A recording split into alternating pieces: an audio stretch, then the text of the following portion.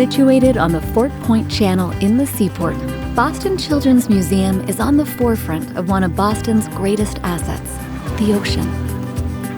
While the natural environment is one of Boston's greatest assets, it's also the most vulnerable to the impacts of rising sea levels.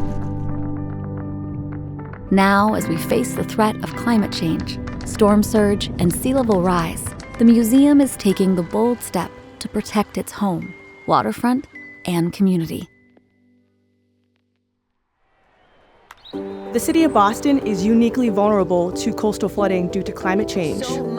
Right now, we are seeing increased flooding, we are seeing severe weather storms, and just in general, higher flooding taking place not just in the Seaport area, but in all areas of Boston. Here we are actually in front of the Children's Museum on the Boston Harbor Walk. We are here overlooking the Fort Point Channel. We're at low tide right now, but it's quite remarkable to imagine that during high tides and king tides and storms, the water comes up all the way up to hit the Harbor Walk, and that can go straight into the museum. As the sea level continues to rise and severe storm events become more common, what was once considered a 100-year flood must now be considered a yearly possibility for the city of Boston, and especially the Seaport District. Boston Children's Museum's approach to climate adaptation is really nuanced and dynamic, ranging from how they're planning to adapt the building itself to the area around it to engaging people in the process and building that social resilience. So the Waterfront Master Plan actually spans the entire area of our waterfront, which goes from the Congress Street Bridge halfway up the Harbor Walk and touches Martin's Park. We are currently situated at 10 feet above sea level. When tides rise, even during a king tide and certainly during storms, the water in the Fort Point Channel goes up to 10 feet and even above. We had to envision a way in which the building and the waterfront would become more resilient to that. To be fully resilient, it's going to have to be 2.5 feet over where the ground floor is today. Starting from the waterfront, from the Harbor Walk edge, imagine this is going to go 2.5 feet higher, and that's going to continue throughout in the interior of the museum. And on top of that, there's going to be a sitting edge that is going to be another 2 feet taller than that. So when the water comes in the case of a storm, the first line of action and resilience is going to be that this harbor walk is higher, but then the seating is going to also stop another 2 additional feet. In addition to addressing the engineering issues of flood mitigation, the design will support the many existing uses of the Harbor Walk, while dramatically increasing access to the channel and harbor. The waterfront design plan will focus on activating interaction with the natural environment of the channel and harbor, and exploring the marine life at our doorstep.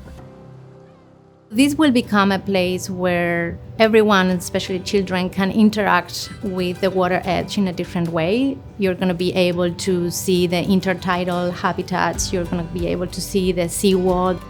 There's going to be hammocks and openings in the wharf where you're going to be able to see the nature below us. So that will foster a lot of opportunities for learning and also for the community to not only be safe but understand the habitat we live in. It's a really beautiful landscape that will also demonstrate to others throughout the country about how you can protect yourself from climate change, from sea level rise, but also make a really beautiful and engaging educational opportunity for your residents and tourists. Beyond the waterfront plan, the museum is also a champion of education. The museum is working to cultivate kids' appreciation of nature and ultimately care for our changing world through our rooftop garden, community partnerships, and hands-on climate programming. Today we're just out here, we're doing a few activities based around thinking about the natural world first of all, and maybe trying to get them to feel inspired or empowered that they have ideas and that they can do something to help the world out. I went to the Bahamas before. Was it cold or kind of hot? It was hot. Yeah, it's really hot there. What do we need to do when we get really hot sometimes? Don't say. Yeah, exactly. Climate change is affecting all of us all the time, and our waterfront is no exception. So we're hoping that just having a small touch point opens the door for caregivers to start to have those conversations with their kids in a very safe and supported way. The Boston Children's Museum is leaning in. They are rolling up their sleeves and they're doing the work to make the waterfront more resilient, inclusive, and accessible by building out onto the harbor and fortifying our coastline, fortifying our waterfront, also making it more accessible to children and families across Boston. It's really important that we as a children's museum go out and advocate. We actually tell the story of what we're going to be facing in years to come. Our role is not only to do our plan, but it's also to make sure that everyone around us and everyone in the city and all the kids and families that come here understand the challenge of climate change and how they can help us all protect our planet. In the face of rising tides, we have the power to shape a resilient future.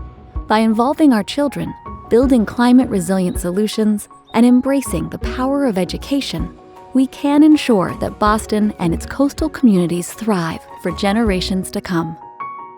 Together, we can make a difference.